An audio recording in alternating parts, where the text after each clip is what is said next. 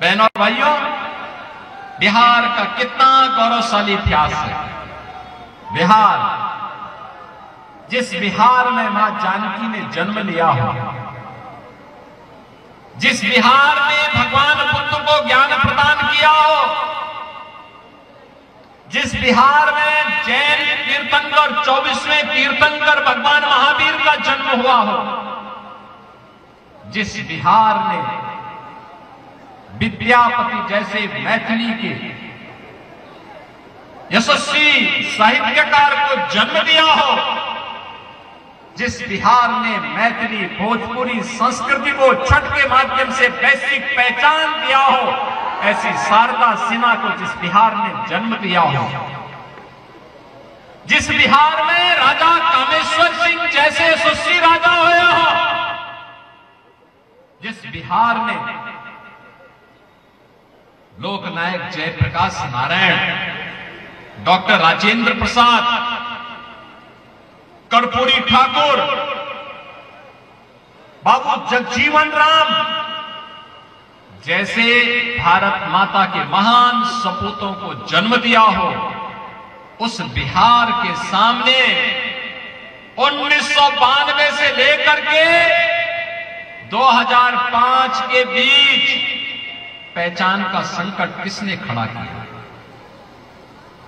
बिहार में क्या नहीं था? आज से 2000 वर्ष पहले ये बिहार भारत को स्वर्ण युग में लेके गया था। यानी ये दिखाता है कि बिहार जब प्रगति करता है तो भारत प्रगति करता है। बिहार जब स्वर्ण युग में जाता है तो भारत का वह स्वर्णिम युग होता है। बिहार जब समृद्धि प्राप्त करता है तो भारत समृद्धि की ओर अग्रसर होता है। लेकिन इस बिहार के सामने आरजेडी कांग्रेस ने पहचान का संकट खड़ा किया। यहां का नौजवान इस दौरान पलायन किया। आरजेडी के कारण जगह जगह जातीय सेनाएं खड़ी हो गई और जातीय नरसंहार की घटनाएं बिहार की पहचान बनती जा रही थी। बहन और भाइयों, आरजेडी के शासनकाल में 5 दर्जन से अधिक जातीय नरसंहार की बड़ी बड़ी घटनाएं घटित हुई। 30,000 से अधिक अपहरण हुए। छोटे छोटे बच्चों का अपहरण हो जाता था। व्यापारी सुरक्षित नहीं था, बेटी सुरक्षित नहीं थी। बिहार के सामने पहचान का संकट आ खड़ा हुआ था और तब बिहार के नौजवानों ने अंगड़ाई ली थी। तब बिहार में सत्ता परिवर्तन हुआ। बिहार के अंदर एनडीए की सरकार नीतीश बाबू के नेतृत्व में बनी और नीतीश जी मुख्यमंत्री बने। बिहार के अंदर माफिया और अपराधियों के दिन उल्टी गिनती उनकी शुरू हो गई। बिहार फिर से अपनी पहचान के लिए आगे बढ़ा है। आज बिहार में क्या नहीं है? आज बिहार में सड़क है, बिजली है, रेलवे की कनेक्टिविटी है, एयर कनेक्टिविटी है। मुझे एक बार 2005 के पहले गोरखपुर से दरभंगा जाना था, 16 घंटे लगे थे। आज मुझे लखनऊ से दरभंगा जाने में मात्र 45 मिनट लगे। 45 मिनट एयर कनेक्टिविटी। और अब तो आप लोगों के लिए खुशखबरी है, इनलैंड वाटरवे, जल मार्ग भी मोदी जी ने खोल दिया है। हल्दिया से सीधे पटना होते हुए, सारण होते हुए, बलिया होते हुए और सीधे अयोध्या और प्रयागराज तक की दूरी। यानी बिहार की सब्जी, बिहार की मिर्चा, बिहार का मखाना दुनिया के मार्केट में पहुंचेगा तो मुनाफा बिहार का किसान कमाएगा, बिहार का नौजवान कमाएगा, रोजगार का सृजन होगा। बिहार में अब एम्स है, आईएमए, मेडिकल कॉलेजेस की श्रृंखला है, इंजीनियरिंग कॉलेज बन रहे हैं, डिग्री कॉलेज बन रहे हैं। बिहार के अंदर अब रोजगार भी है, निवेश भी है, और गरीब कल्याणकारी योजनाओं की तो मोदी जी ने एक श्रृंखला खड़ी कर दी। आरजेडी के समय में लोग चारा बिकने में घोटाला कर देते थे, और आज मोदी जी के समय में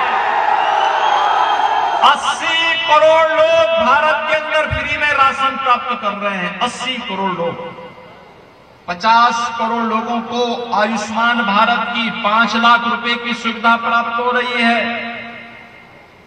46 करोड़ लोगों के बैंक में खाते खुल गए हैं, और सरकार की कोई भी सहायता सीधे गरीब के खाते में जाता है, किसान के खाते में जाता है, नौजवान के खाते में जाता है।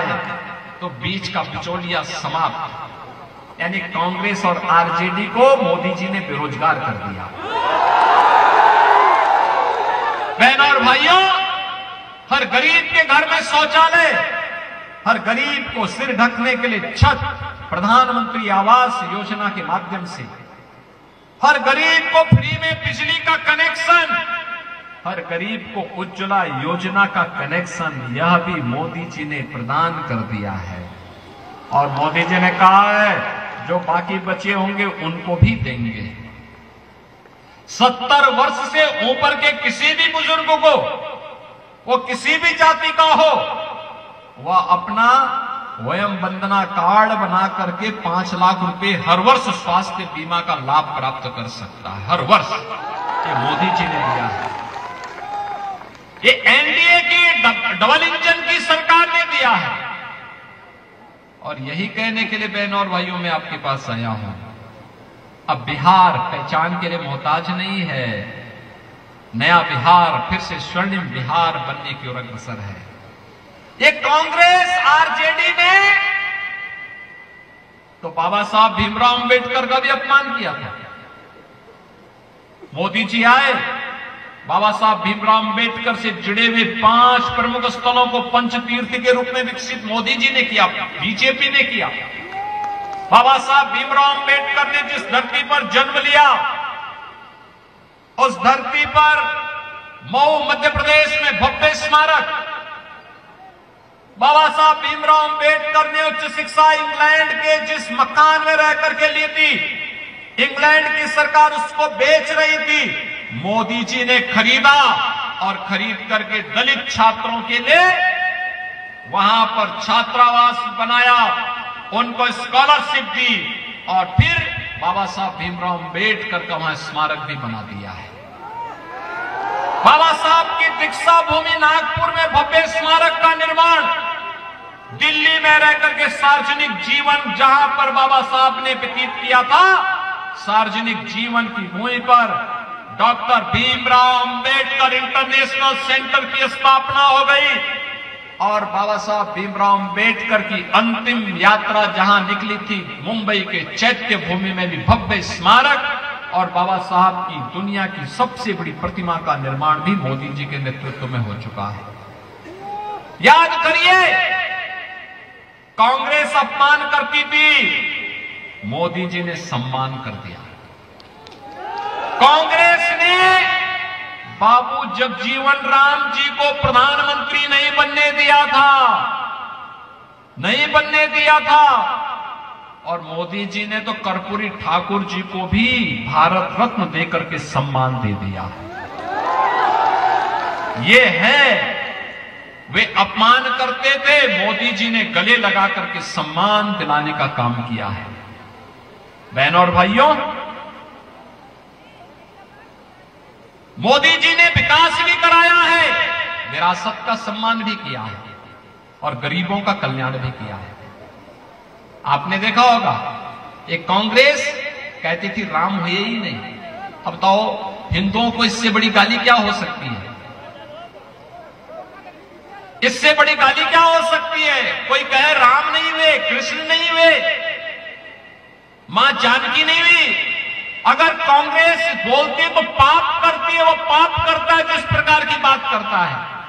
अरे वे परमपिता परमेश्वर है, हर देश, हर काल, हर परिस्थिति में हजारों वर्षों से भारत की आस्था राम के अस्तित्व को मानती है। कांग्रेस नकार करके हिंदुओं को अपमानित करती है।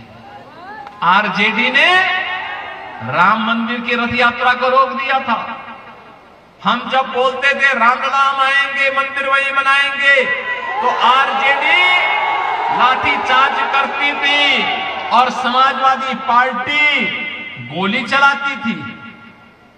लेकिन हमने कहा था ना, रामलला हम आएंगे, मंदिर वहीं बनाएंगे। बन गया ना राम मंदिर, कोई संदेह है क्या? मंदिर बन गया ना। आप मुझे बताइए, अगर यूपी में बीजेपी की डबल इंजन की सरकार नहीं होती तो क्या राम मंदिर बन गया होता? क्या ये कांग्रेस, आरजेडी और सपा बनने देती क्या? ये तो बन गया, और वहीं नहीं बना। अब हम लोग सीतामढ़ी में भी एनडीए की डबल इंजन सरकार मां जानकी का भव्य मंदिर का निर्माण कार्य कर रही है। भव्य मंदिर का निर्माण। और यही नहीं, भगवान राम मां सीता को जिस रास्ते अयोध्या लेके गए थे, इस मार्ग को 4 लेन का बना करके राम जानकी मार्ग के रूप में 6155 करोड़ मोदी जी ने दे दिए। काम चल रहा है।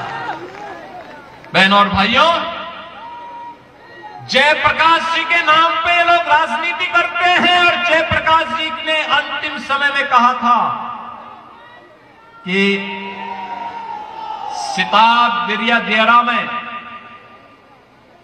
उनकी धर्म पत्नी के नाम पर एक हॉस्पिटल के निर्माण के कार्य को करने के लिए इन्होंने नहीं किया। और मेरी सरकार यूपी में बनी, हमारी सरकार है, बीजेपी की डबल इंजन सरकार है।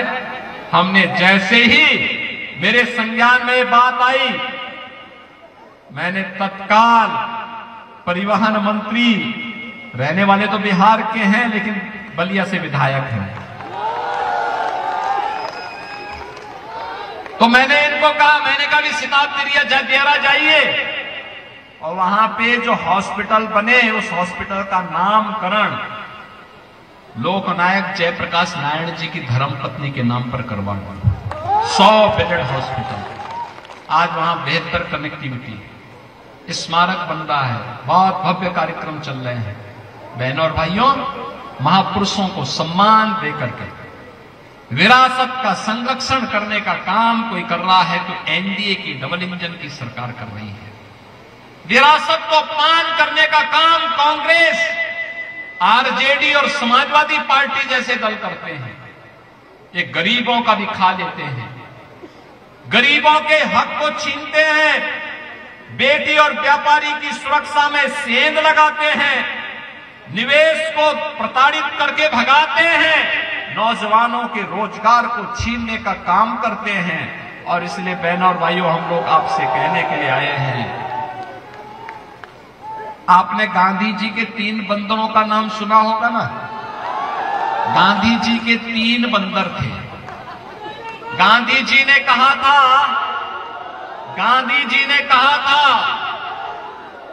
कि उन 3 बंदरों को 3 प्रतिकृति के रूप में उन्होंने प्रस्तुत किया था।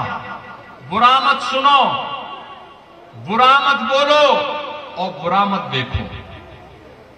लेकिन आज इंडी गठबंधन के 3 बंदर पप्पू के रूप में, टप्पू के रूप में और अप्पू के रूप में बिहार को फिर से ठगने के लिए आ गए हैं।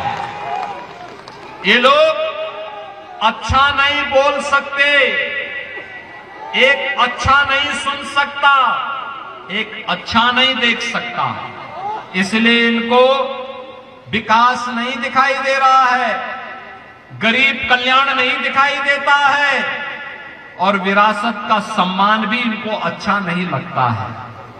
इसलिए बहनों और भाइयों, मैं आपसे कहने के लिए आया हूं, ये जितने भी महागठबंधन से जुड़े हुए लोग आपके बीच आ रहे हैं ना, ये जितने भी हैं, ये सभी के सभी लोग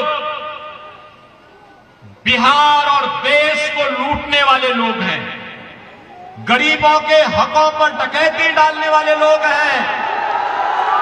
जब सत्ता रहती है तो डकैती डालते हैं, और जब सत्ता से वंचित हो जाते हैं तो झूठ फरेब करके लोगों को बहकाने का कार्य करते हैं। आज भी वे लोग यही कर रहे हैं, लगातार झूठ पे झूठ, झूठ पे झूठ। लेकिन मैं आपसे कहना चाहता हूं, जिन्होंने देश को लूटा है, देश की विरासत का अपमान किया है और लगातार आज भी वे यही कर रहे हैं, उनका आचरण देखो ना। इसी सीवान में खानदानी माफिया को गले लगा रहे हैं, आप देख रहे होंगे चंदू बाबू के साथ क्या घटना घटित हुई थी इस सीवान में। एसिड से उस माफिया ने उड़ेल डाला था। यह घटना घटित होती थी बिहार में आरजेडी के समय में, लेकिन अब नहीं, अब तो यूपी का बुलडोजर चांप रहा है माफिया को। अब नहीं ये लोग कुछ कर सकते। और इसीलिए बहनों और भाइयों, मैं आपसे अनुरोध करने के लिए आया हूं, अपील करने के लिए आया हूं। हमारा सहयोगी दल है लोजप्पा आर। आपने देखा होगा बिहार के यशस्वी नेता के श्री रामविलास पासवान जी, रामविलास पासवान एक ऐसा नाम युवा से लेकर के लगातार जिन्होंने बिहार के विकास के बारे में निरंतर प्रयास किया। आज उनके पुत्र अपने पिता की विरासत को लेकर के एनडीए के साथ खड़े हैं और उसी परंपरा का निर्वहन करने के लिए हम लोग आज आपके बीच आए हैं कि लोजपा आर ने एनडीए के समर्थन से यहां पर श्री सीमांत मृणाल को अपना प्रत्याशी बना करके उतारा है। और इन प्रत्याशी का चुनाव चिन्ह भी है जिससे मैं आया हूं यहां पर,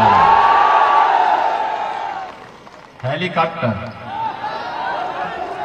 सीमांत मृणाल यहां से जीतेंगे तो हेलीकॉप्टर से इस विधानसभा क्षेत्र गरखा के सभी नौजवानों को सैर कराने का काम भी कर देंगे।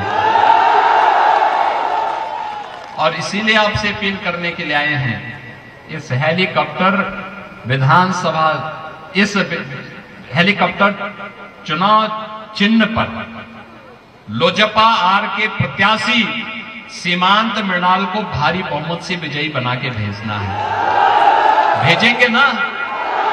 सभी लोग भेजेंगे? जहां तक मेरी आवाज जा रही है, थोड़ा हाथ खड़ा करके अपना आशीर्वाद तो दो इस नौजवान को। अरे एक नौजवान को अपना आशीर्वाद दो। जहां तक सड़क के किनारे में, जहां तक मेरी आवाज जा रही है, छतों के ऊपर लोग बैठे हुए हैं, खड़े हैं, इधर भी लोग काफी भारी संख्या में पुराने विद्यालयों के अंदर बाहर है, दोनों हाथ ला करके सीमांत मृणाल को अपना आशीर्वाद दीजिए। देंगे तो मेरे साथ बोलेंगे भारत माता की।